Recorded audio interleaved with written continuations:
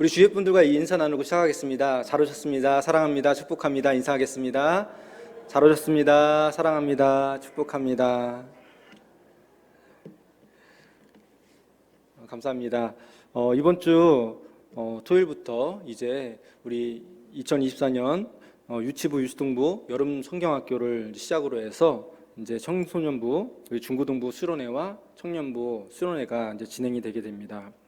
우리 여름 행사를 교사들이 많이 준비하고 있는데요. 우리 성도님들 볼 때마다 격려해 주시고 또 많은 관심과 또 기도를 부탁드립니다. 우리 교회학교 어린이 학생들과 함께 여름 성학교를 진행할 때 우리 교사들이 먼저 오늘 헌신 예배로 또 예배를 드리게 하신 하나님께 또 영광을 올려드립니다. 오늘은 특별히 유치부 유치동부 성경학교 주제 말씀, 그 본문 말씀을 가지고 오늘 말씀의 은혜를 나누길 원합니다. 오늘 주제가 뭐냐면요, SOS 라파 구조대. 이게 유치동부 주제예요. 근데 유치부도 똑같은 본문이긴 한데 유치부는 치유하게 하소서라는 주제입니다. 그래서 큰 성경 공부 제목이 하나님과 함께 렛츠고라는 제목으로 말씀의 성경 공부를 또 나누게 됩니다. 왜 하나님이 라파 구조대에 함께 하실까요, 여러분? 말씀을 통해서 우리가 함께 은혜를 나눴으면 좋겠습니다. 지금 세상이 너무 아프지 않습니까? 너무나 황폐합니다. 우리 인간들도 마찬가지고 지구도 병들어 있고요. 여러 가지 면에서 이 세상이 참 힘이 듭니다. 그래서 우리가 기도하지 않으면 이 땅에 하나님의 은혜가 정말 없으면 우리 믿는 사람들은 하루를 살기에 어쩌면 버거운 삶을 살 수밖에 없는 것 같아요. 그래서 저와 여러분은 항상 하나님의 은혜가 필요합니다. 그래서 우리 어린이부 성경학교 주제 SOS 라파 구조대입니다. 이 SOS는 무엇입니까? 구조 신호를 의미하는 국제적인 신호이죠. 구해주세요 라고 하는 신호입니다. 또 라파는 무엇입니까? 성경에 나오는 여호와 라파, 여러분 아시죠? 회복하다, 온전하게 하다, 치료하다라는 뜻의 구약 성경에 나온 히브리어 언어입니다. 그래서 여호와 라파 하나님을 우리가 의지하는 시간으로 삼고 우리 라파 구조대가 되어서 하나님과 함께 정말 귀한 시간을 갖는 성경 학교가 되기 위해서 우리가 성경 학교를 준비하고 있습니다. 요즘 우리 아이들이 학교 다니는데 힘이 듭니다. 그런데 왜 힘들까요, 여러분? 단순히 공부 때문만에 요즘에는 더 힘든 것은 아닌 것 같아요. 요즘에는 이제 관계에 대해서도 많이 힘들어하는 것 같습니다. 더 힘이 있는 아이들이 힘 없는 아이들을 누르고 돈 있는 사람이 돈 없는 사람들을 누르는 요즘 이 시대가 이제는 학교가 직장이 가정이 이제는 아파하는 시대가 되었다는 것입니다. 그리고 이 땅이 아파합니다. 지구가 아파하고 환경이 아파하고 살아가는 모든 환경이 마음 편할 수가 없는 이 시대인 것 같습니다. 게다가 우리의 영혼이 지금 다 팔려갔죠. 돈에 팔려갔고 성공에 팔려갔습니다. 그리고 명예에 팔려가서 어디로 우리가 가고 있는지도 모르고 이 세상은 지금 정신없이 내달리고 있습니다. 그런 시대가 요즘 시대가 아니겠습니까? 이럴 때 필요한 게 무엇입니까? 바로 우리 믿는 사람들, 바로 SOS 라파 구조대가 되어야 한다는 것입니다. 이 세상을 구원할 유일한 한 분, 그 하나님과 함께 세상을 구원할 수 있는 그가 누구입니까? 바로 하나님 부르신 저 여러분, SOS 라파 구조대인 줄 믿습니다. 그럼 우리가 하나님과 함께 세상 가운데 무엇을 치유할 수 있고 도울 수 있는 구조대로서 어떤 활약들을 할 수 있을까요, 여러분? 먼저 라파의 뜻은 무엇입니까? 성경이 말하는 치유에 해당하는 히브리어 라파, 기본적으로 회복하다, 온전하게 하다라는 뜻을 가지고 있다고 하죠. 그리고 구약 성경에서 이러한 치유의 근원적인 주체는 바로 여호와 라파 하나님이시다라고 말씀하고 있습니다. 왜 그러면 여호와 라파일까요, 여러분? 성경이 말하는 치유는 단순히 병을 고치는 것만은 아닙니다. 감기 걸린 사람 낫게 하고 목발 짚고 있는 사람 목발 놓게 하고, 여러분 그것만이 라파가 아니라는 것입니다. 우리의 생각으로는 옛날 우리가 많이 기도원에 가면 기도하는 가운데 여러 가지 병을 치유받았다고 하는 그런 간증들도 우리가 많이 보았던 것 생각납니다. 그런데 라파의 진짜 의미는 뭐냐면 하나님이 만든 세상을 온전히 회복하는 것이에요. 그래서 하나님이 왕이 되시는, 하나님의 왕권이 회복되는 그런 것을 성경은 라파라고 말하고 있는 것입니다. 그러니까 병이 낫는 건 당연한 것이고요. 병만 낫는 것이 아니라 잘못된 우리의 욕심들, 그리고 삐뚤어져 있는 세상에 왜곡된 것, 그리고 그 모든 것들이 바로잡히는 것, 그것이 바로 라파라는 것이죠. 그래서 여호와 라파의 제일 먼저 첫째는 창조입니다. 아까 사진 다시 한번 보여줄까요? 하나님은 천지 창조를 통해서 우리에게 무에서 유를 창조하신 걸 보여주셨죠. 혼돈에서 질서를 창조하셨습니다. 그리고 사람들이 죄가 점점 많아지니까 대홍수로 하나님이 싹 밀어버리셨어요. 그것도 하나님의 라파예요. 정화하신 것이죠. 그리고 제일 중요한 라파는 하나님의 말씀을 주시는 것입니다. 그래서 이 말씀으로 우리 인생이 어떻게 살아가야 하는지를 분명히 알게 하시는 것, 말씀을 우리에게 주심으로 인해서 우리가 말씀을 통하여 회복되고 말씀을 붙잡고 어떻게 살아가야 하는지 알려주시는 것, 그것이 하나님의 라파인 것입니다. 그렇다면 여호와 라파의 치유의 범위는 또 어디까지일까요, 여러분? 여호와 라파 하나님의 치유의 범위는 우리의 육체적인 치유는 물론이죠. 거기에 플러스 영적인 질병과 재앙, 우리 죄와 어떤 저주, 징벌까지도 다 포함된 것입니다. 그리고 하나님의 자녀를 치유하시고 전인격적으로 회복하시는 것입니다. 그래서 이제는 개인적인 차원을 넘는 것이죠. 공동체로 나아가는 것이에요. 민족과 국가를 넘어서 온 열방으로. 그리고 하나님은 그렇게 치료해 나가신다는 것이죠. 성경에 보시면 요셉이 있습니다. 요셉과 형제들. 그 이야기를 보면 이것이 대표적인 이야기가 될 것 같은데요. 야곱의 12아들들이 자기들끼리 싸웠습니다. 한 집안인데 그렇게 싸웠어요. 그런데 이 개인과 집안의 이야기가 어떻게 됩니까? 나중에 전 애굽을 구하게 되고요. 전 이스라엘, 팔레스틴을 구하는 하나님의 구원 계획. 그렇게 그 하나님의 구원 계획으로 나타나게 되는 것입니다. 이것이 하나님의 라파인 것입니다. 우리가 한 개인이 살아가는 것 같지만 하나님은 그 개인을 치료하시죠. 치료해 주심으로 인해서 그 가정을 회복시켜 주시고 그 지역과 그 사회와 직장과 교회와 그 모든 것을 하나님은 고치신다는 거예요. 그래서 나 하나 고침받는 것이 굉장히 중요합니다. 이번 여름 사역 일정을 통해서 우리 아이들뿐만 아니라 우리 선생님들 그리고 우리 성도님들 모두가 하나님께 꼭 치유받게 되시기를 간절히 축복합니다. 여러분의 아픈 몸이 계시다면 아픈 몸과 마음까지도 치료받기를 축복합니다. 그리고 우리의 삶의 목표가 또 회복되어지기를 간절히 소망합니다. 너무나 중요한 것 아니겠습니까? 여러분, 망한 나라가 회복되는 것이 너무너무 어려운 것이죠. 그래서 하나님은 바벨론포로 갔던 그들을 귀환시키기 위해서 어떻게 하십니까? 전 세계 열강들 중에 그 열강들을 움직여서 하나님은 아수르와 바벨론, 페르시아를 움직이십니다. 그리고 그 백성들을 다시 돌아오게 하시죠. 왜입니까? 왜 회복시켜 주십니까? 예배하게 하기 위해서예요. 제일 먼저 회복한 것이 성전이고 성벽이었습니다. 왜냐하면 하나님께 예배하기 위해서. 여러분, 이 라파의 핵심, 여러분 기억하셔야 됩니다. 라파의 핵심은 무엇입니까? 바로 예배라는 것입니다. 하나님 앞에 예배하게 하시기 위해서 하나님은 라파, 우리를 구원하신다라는 거예요. 그래서 우리 아이들이 SOS 라파 구조대라는 주제로 맞춰서 하나님과 함께 렛츠고 제목으로 성경을 공부합니다. 그럼 하나님과 함께 렛츠고, 이 제목의 주요 개념은 진정한 치유자는 오직 한 분 하나님이시라는 거예요. 그래서 조금 더 말씀 가운데 저와 여러분이 오늘 말씀을 더 들어가서 은혜를 나누기 원하는데요. 오늘 성경 주제 말씀은 출애굽기 15장 26절 말씀입니다. 우리 한 목소리로 다시 한번 읽어볼까요? 이르시되 너희가 너희 하나님 나 여호와의 말을 들어 순종하고 내가 보기에 의를 행하며 내 계명에 귀를 기울이며 내 모든 규례를 지키면 내가 애굽 사람에게 내린 모든 질병 중 하나도 너희에게 내리지 아니하리니 나는 너희를 치료하는 여호와임이라. 아멘. 자, 우리가 이 말씀을 읽었습니다.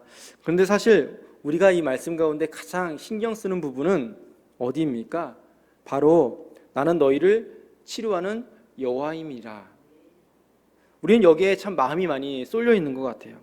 그래서 하나님이 고쳐주세요. 병과 관련해서 우리는 이 말씀을 좋아합니다.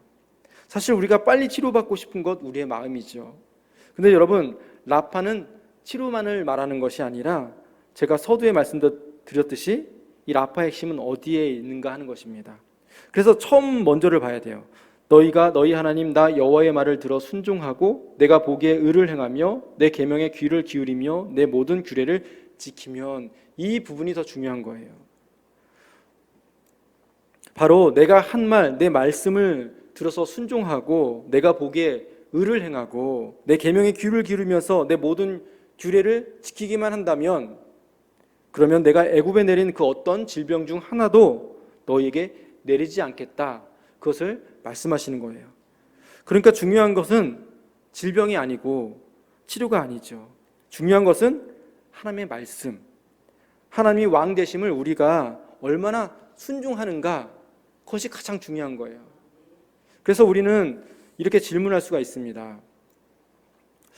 우리 아이들이 성경 공부를 하거나 우리에게 이런 질문을 할 수 있을 거예요. 또 잘 모르는 분들이 질문할 수 있을 것 같아요.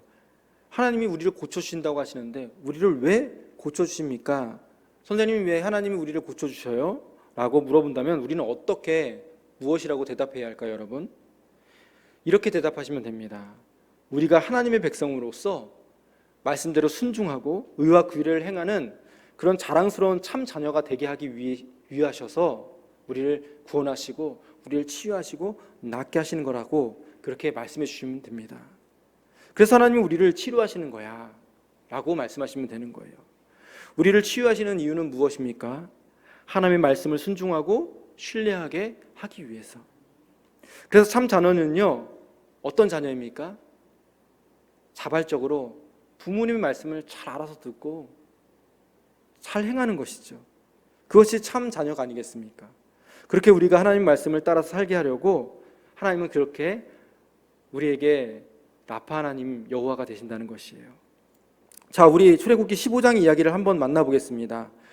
홍해에 큰 물이 갈라지고 그런 기적을 보았습니다. 백성들이 구원을 받았습니다. 그런데 3일 만에 그들은 말도 못할 그런 갈증에 빠지게 되었어요. 큰 물이 그들을 가로막았을 때 물 때문에 좋았죠. 하나님이 물을 갈라지게 하셨잖아요. 그런데 3일 만에 지금은 물 때문에 그들은 하나님을 원망하고 있습니다. 3일이나 못 마셨어요. 어떻게 할 거야? 자, 목마른데, 그런데 앞에 가니까 샘이 있네요. 와, 샘이다, 물이다. 모두 정신없이 빠져들어서 물을 먹었는데 보니까 쓴물이에요. 퇴퇴퇴 다 뱉어버리죠. 그리고 이거 먹지 마세요, 쓴물이에요. 여러분, 쓰다는 말과 짜다는 말이 히브리어에 비슷하다고 합니다. 이 물, 짠물, 쓴물, 무슨 물일까요, 여러분? 그래서 사람들이 다 먹지 마세요 하면서 원망하기 시작하죠. 모세, 이게 다 당신 책임이에요. 어떻게 할 거예요? 우리를 왜 불러내서 물도 못 마시게 하고 원망하는 것이죠. 그런데 모세는 어떻게 합니까, 여러분? 하나님 앞에 부르짖어요.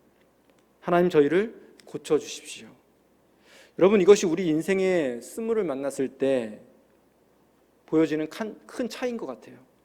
어떤 사람들은 원망합니다. 어떤 사람들은 기도합니다. 여러분, 여기서 우리 인생이 결정된다고 저는 믿습니다. 인생의 쓴물이 우리에게 닥쳐왔을 때, 그 쓴물을 만났을 때 그 자리에서 원망하는 사람들은, 그 사람들은 그 인생이 그 쓴물과 같을 것입니다. 그러나 거기서 무릎을 꿇고 기도하는 사람은 하나님 그 쓴물을 통해서 역사하여 주실 것을 믿습니다. 하나님이 그에게 또 한 나무를 보여주셨습니다. 그 나무를 던졌더니 어떻게 됐습니까? 그 쓴물이 단물이 된 거죠. 너무너무 놀라운 사건이 일어났습니다. 모든 사람들이 다 토하던 그 쓴물이 단물이 되었어요. 먹지 못하는 죽음의 물이, 혼란과 아픔의 물이 감사와 행복과 기쁨의 물이 되었다는 거예요. 자, 어떻게 이런 일이 일어날 수 있습니까? 한번 생각해 보길 원합니다. 출애굽의 여정 가운데서 그들은 쓴물을 만났어요. 왜 그들은 쓴물을 만났을까요, 여러분? 출애굽은 구원인데 구원받았잖아요. 이제 구원받았으면 점점 좋은 일만 생겨야 되잖아요. 점점 좋아져야 되잖아요, 여러분. 점점 행복하고 점점 즐겁고 좋아야 되는데 왜 그들은 쓴물을 만났을까요? 우리도 마찬가지 아닙니까? 우리가 하나님께 구원받았어요. 정말 구원의 감격을 체험했어요. 그런데 왜 점점 더 좋아지고 점점 기쁨이 있고 점점 그런 일보다 또 이렇게 쓴물 같은 쓴물을 만날까? 우리가 한번 생각해 볼 필요가 있습니다. 왜일까요? 모세가 바로에게 찾아가서 하나님이 내 백성을 보내라고 한다고 말합니다. 그 말을 3번이나 강조하는데요. 우리 말씀을 함께 읽어볼까요? 출애굽기 3장 18절, 5장 3절, 8장 27절 같은 말씀이에요. 우리가 우리 하나님 여호와께 제사를 드리러 오니 사흘 길쯤 광야로 가도록 허락하소서. 이 말씀입니다. 출애굽기 3장 18절, 5장 3절, 8장 27절에서 3번이나 반복한 이 말씀, 완전수로 반복되고 있는 이 말씀 무엇입니까? 출애굽의 이유 아니겠습니까? 우리가 하나님 여호와께 제사를 드려야 합니다. 그러니 사흘 길쯤 가서 광야를 가서 제사하도록 허락하여 주십시오 하고 요청을 하는 것이에요. 즉 출애굽의 이유는 목적은 무엇입니까? 예배인 것이죠. 하나님 앞에 예배하는 것이 목적이었어요. 그런데 실상은 어떻습니까? 그 사흘 길쯤 가서 예배한다고 그렇게 여러 번 얘기했는데 실제로 사흘 후에 어떤 일이 벌어졌습니까? 이런 일이 벌어진 것이죠. 출애굽기 15장 22절 함께 읽겠습니다. 모세가 홍해에서 이스라엘을 인도하며 그들이 나와서 수르 광야로 들어가서 거기서 사흘 길을 걸었으나 물을 얻지 못하고. 자, 똑같이 사흘 길을 걸었는데 사흘 길을 걸은 다음에 예배 드려야 되는 것이죠. 예배 드리러 나왔잖아요. 사흘 길쯤 가서 예배 드리겠다고 나왔어요. 그들이 한 것은 예배가 아니었다는 거예요. 무엇을 찾았습니까? 물을 찾은 거예요. 즉 그들은 처음에는 제사가 목적이었고 예배가 목적이었지만 정작 출애굽을 한 다음에 그들은 더 나은 삶을 추구하게 된다는 것이죠. 더 좋은 걸 먹고 더 풍성한 물을 마시고 더 좋은 환경은 그런 것들을 그들은 원했던 거예요. 이제 해방됐으니까 출애굽에서 나왔으니까 더 좋아지겠지. 내 삶이 더 좋아지겠지. 여러분 그런데요, 구원은요 사실 더 나은 환경이 되는 것은 아닙니다. 여러분, 구원은 이전보다 더 맛있는 것을 먹고 더 월급이 많아지는 것은 절대 아니라는 거예요. 구원은 무엇입니까? 하나님과 함께하는 것이에요. 하나님 없이 살던 우리가, 세상에 종살이하던 우리가 하나님의 자녀, 하나님의 왕자와 공주가 되어서 하나님과 함께 동행하는 것이 바로 구원이에요. 그래서 이들은 그 사흘 길을 가서 예배한 게 아니라 물을 찾았던 것입니다. 놀라운 것은 그들이 사흘 전에 뭘 봤습니까, 여러분? 홍해가 갈라지는 어마어마한 사건을 보았습니다. 그런데도 그들은 홍해를 가르는 하나님의 그 능력과 영광을 바로 눈앞에 보았음에도 불구하고, 그러나 중요한 것, 하나님을 진심으로 높이며 예배하지 않았다는 거예요. 도리어 마치 내가 내 인생의 주인처럼 내가 나를 인도하는 듯 착각하고 교만하였다는 것입니다. 자, 그렇게 되었을 때 어떤 일이 벌어졌습니까? 우리는 언제든지 다시 내 인생이 바로 쓴물 같은 인생으로 다시 돌아갈 수 있다는 것, 그것을 보여줍니다. 그 사건이 바로 마라의 쓴물 사건이에요. 여러분, 우리가 구원받았습니다. 구원받았지만 우리는 언제든지 쓴물을 만날 수가 있어요. 왜냐하면 내가 누구이기 때문입니까? 내가 아직은 쓴물일 수 있기 때문입니다. 아직은 내가 하나님 앞에 정돈되지 않았기 때문입니다. 아직은 내가 하나님의 말씀대로 제대로 살아가지 못하는 모습이 그대로 남아있고, 하나님 앞에 말씀 가운데 내 모두를 드리지 못하였기 때문일 수 있습니다. 그래서 우리는 쓴물을 언제든지 만날 수 있다는 거예요. 우리는 연약하거든요. 그럼 어떻게 하면 좋을까요? 우리가 이 마라에서 그 교훈을 찾아보기를 소망합니다. 마라의 비밀을 혹시 아십니까, 여러분? 지금 보시는 이 우물이 마라라고 하는 우물이에요.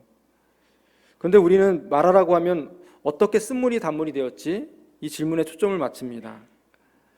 우리는 이 우물, 쓴물이 왜 나왔을까 생각합니다. 무슨 마술이 있나? 왜 이 우물은 쓴물이 나는 우물이었을까? 우리는 궁금해합니다. 쓴물은 있을 필요가 없잖아요, 여러분. 그런데 왜 여기에 있었을까? 그리고 세 번째로 이 하나님께서 나무를 던지라고 하시지 않았습니까? 이 나무는 어떤 기능을 한 것일까? 어떤 역할을 했길래 단물이 되었을까? 그리고 마지막으로 하나님은 왜 이런 일을 그들에게 보여주셨고 이런 일을 겪게 하셨을까? 왜 이런 일을 행하셨을까? 우린 고민해 볼 필요가 있습니다. 제가 성지순례 자료를 많이 찾아봤는데요. 마라에 대해서 다시 한번 공부할 기회가 있었습니다. 이번 성경학교를 준비하면서. 저는 아직 가보지 못했지만 혹시 기회가 되신다면 여러분 저 현장에 한번 가보셨으면 좋겠습니다.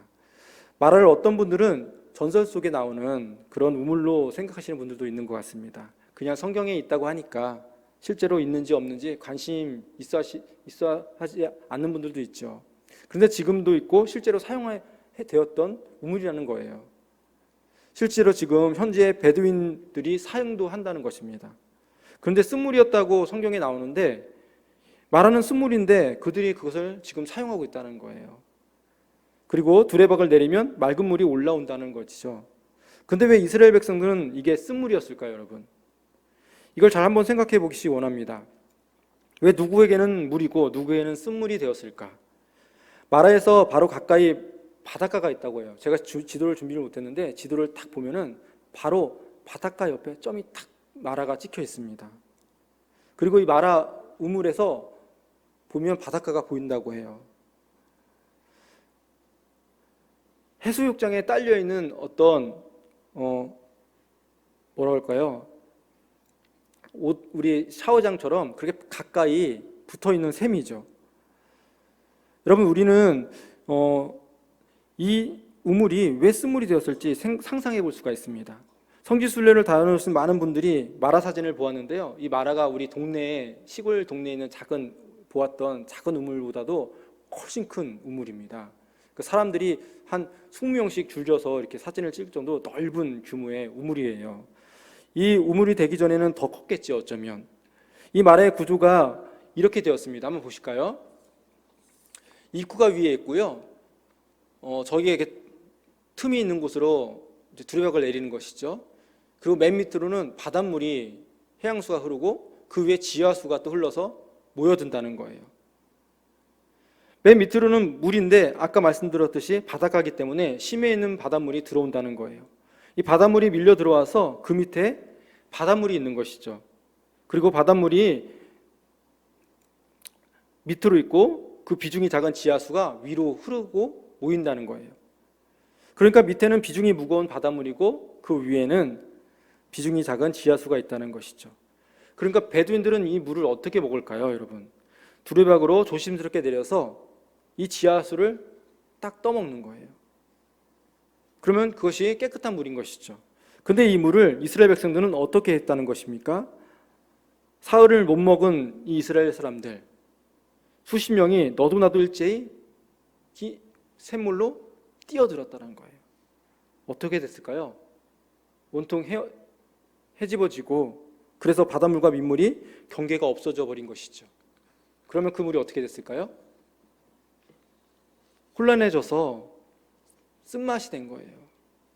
이 물이 혼란해진 거예요. 여러분 이게 오늘 말씀의 포인트인 것입니다. 여러분 경계가 무너져 버리면 어떻게 됩니까? 여러분 하나님이 정하신 경계가 무너지면 온통 다 쓴물이 되는 거예요. 여러분 쓴물과 단물이 섞이면 단물이 되지 않습니다. 쓴물이 되어버리는 것이죠. 온통 바닷물이 다 되어버리죠. 그걸 먹으니까 어떻게 되겠습니까? 그걸 먹으면 도저히 견딜 수가 없는 거예요. 다 구토하고 토해낼 수밖에 없는 것입니다. 그것이 쓴물이 된 거예요. 즉 경계가 무너진 곳에 우리의 삶은 쓴물이 되어버린다고 하는 메시지입니다. 여러분 그래서 그때 하나님께서는 한 나무를 가르치시죠. 그래서 그 나무 가지를 꺾어서 그런 다음에 던지라고 하십니다. 그러면 어떻게 됩니까, 여러분? 나무 가지가 쭉 내려가다가 이제 시간이 지나면서 자연스럽게 멈추고 점점 정화가 되는 거예요. 바닷물은 다시 밑으로 가라앉고 위에는 지하수가 다시 떠오르는 것이죠. 그러면 나무 가지가 어디에서 멈추겠습니까? 바로 바닷물 위에 멈춘다는 거예요. 무거운 바닷물보다는 뜨고 가벼운 지하수보다는 가라앉고 중간에 딱 놓이게 되는 거예요. 그러면 그걸 보고 이스라엘 백성들이 어떻게 했다는 것입니까? 두루벽을 그제서야 조심스럽게 넣었다는 것이죠. 이제 단물을 마시게 되었다는 거예요. 여러분, 여기서 우리는 귀한 하나님의 뜻을 발견합니다. 우리 인생은 과연 하나님의 정하신, 하나님이 정해주신 그 말씀의 규례를, 말씀의 법들을 우리는 잘 지키고 있습니까, 여러분? 아니면 내 욕심대로 다 섞어버려서 혼탁하게 만들어서 그렇게 혼탁하게 우리는 살아가고 있습니까? 여호와는 나의 목자시니 내가 부족함이 없으리로다 우리는 고백하지만, 그러면서도 내가 목자가 되려고 하고 내가 선악과를 따먹으려고 하고 내가 주인이 되려고 하는 우리들의 본성은 계속 단물과 쓴물을 섞어버리고 있는 것이죠. 우리가 그런 삶을 살고 있지는 않은지 오늘 우리가 이 말씀 가운데 주시는 말씀을 통하여서 깨달음을 얻길 원합니다. 오늘 우리는 이 말씀을 통해서 다시 한번 깨닫게 됩니다. 하나님은 왜 우리 아픔을 고치십니까, 여러분? 우리가 하나님의 백성으로서 말씀대로 순종하고 의와 규례를 행하는 정말 자랑스러운 참 자녀가 되게 하시기 위해서, 그렇게 하시려고 우리를 고치시는 거예요. 말씀대로 살게 하시려고 우리를 구원하셨고 우리를 고쳐주시는 것입니다. 그런데 말씀이 어떤 때는 내가 할 수 있는 것이 있고 할 수 없는 것이 있지 않습니까? 그러면 우리는 어떻게 하면 좋을까요, 여러분? 말씀 지킬 수 있는 것은 내가 지키면 되는데, 순종하면 되는데, 말씀 못 지키는 것은 어떻게 할까? 이건 불가능해 보이는데 이건 어떻게 할까요? 여러분, 불가능해 보이는 말씀, 내가 할 수 없는 말씀은 여러분 어떻게 하면 좋을까요? 여러분, 하나님 믿으십시오. 분명히 하나님이 하실 거야. 나는 지금 못하지만 그 말씀을 묵상하며 내가 그 말씀을 지키기로 노력한다면 하나님이 하실 거야. 신뢰하시기 바랍니다. 그것이 믿음이에요. 그렇게만 한다면 우리는 오직 말씀을 붙잡고 살 수 있는 거예요. 여러분, 나에게 가능한 말씀 그저 순종하시면 됩니다. 그리고 이건 불가능한 말씀 같은데 어떡하지? 하나님을 의지하세요. 하나님을 신뢰하세요. 하나님이 하실 거야. 고백하시기 바랍니다. 그럼 우리는 말씀을 다 지키는 거예요. 순종과 신뢰로 오직 말씀을 붙잡고 나갈 때 하나님은 마치 쓴물 같은 우리 인생을 단물로 바꿔주는 역사를 우리에게 허락하여 주실 줄 믿습니다. 그리고 하나님의 말씀을 지켜서 하나님의 사랑을 받고 하나님의 은총을 입는 주의 백성으로 살아가게 될 줄 믿습니다. 하나님은 우리를 치료해 주십니다. 치료자십니다. 그리고 하나님이 내 주인이 되십니다. 우리를 온전케 하십니다, 여러분. 이 시간 우리의 질병과 우리의 모든 왜곡되어진 우리 인생들과 우리 어두운 삶의 아픔을 하나님께 다 내어놓으시고 치료받을 수 있기를 간절히 소망합니다. 그리고 나가서 우리의 도움이 필요한 곳에 하나님과 함께 SOS 구조대처럼 정말 하나님과 함께 날마다 승리하는 삶을 살아가시기를 주님의 이름으로 간절히 축원합니다.